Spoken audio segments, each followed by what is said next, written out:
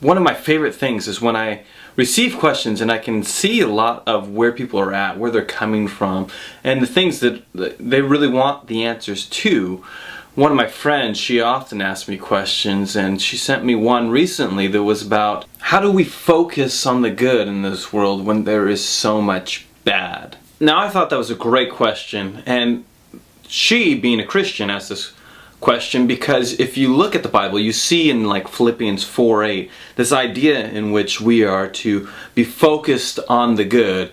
So we see here in Philippians 4:8, it reads saying, "Finally, brethren, whatever things are true, whatever things are noble, whatever things are just, whatever things are pure, whatever things are lovely, whatever things are of good report, if there is any virtue, and if there is anything praiseworthy, meditate on these things." And we have to ask ourselves, where is all the good for us to meditate on? Where are these things? We turn on the TV and we see news report after news report of civil war and countries like using chemical warfare against their own people. We see rape and murder and people taking their own lives after killing their family. We see all about movie stars and the relationships and how they're breaking up and who's going to get custody over the kids. We can't take it anymore, so we turn off the TV and we look out our windows, and there it is, right outside our windows. We talk on the phone and we hear about our neighbors and their kids or friends or families and how they've made bad decisions, or they're going through a divorce and their family's falling apart, or alcohol addiction, drug addiction. You know, it becomes the thing that we hear about, we talk about, and it's always about the bad things that are going on, and we have to ask ourselves, where is the good in all this? But don't you see that that's kind of the issue? The thing is that it's what we talk about. It's what we say.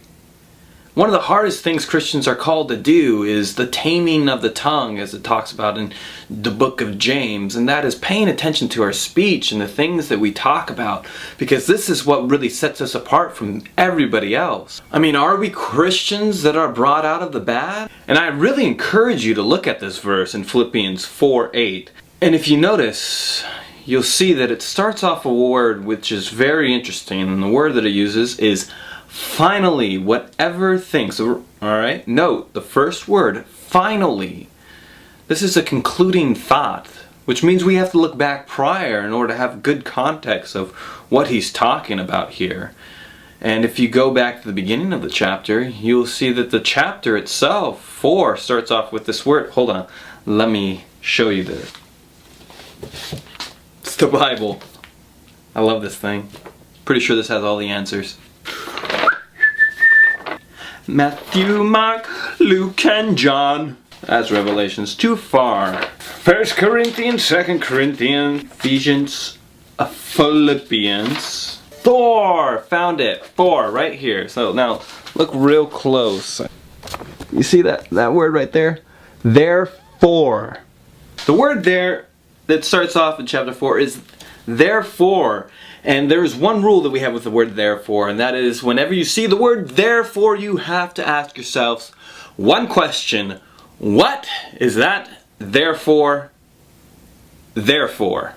So if you want a really good understanding of what Paul is talking about, I mean, he's a completely systematic thinker. He built his case throughout his books, and you'll see that if you want a good understanding of Philippians, you have to first read it in the context of that chapter. But if you really look at what was going on here, Paul is teaching them about being Christians and the Christian culture, the Christian spirit, and what that is all about. And the fact is that we're not focused on who got robbed and all the things that we got stolen and who's wronged us, but we are satisfied, that we are excited, and that we are anxious for nothing. You realize that there was so much persecution going on in the early church that when they believed that you should consider it all joy when you fall into various trials, that they truly considered it joy, because they thought how great it is that God would consider them worthy enough to suffer for His cause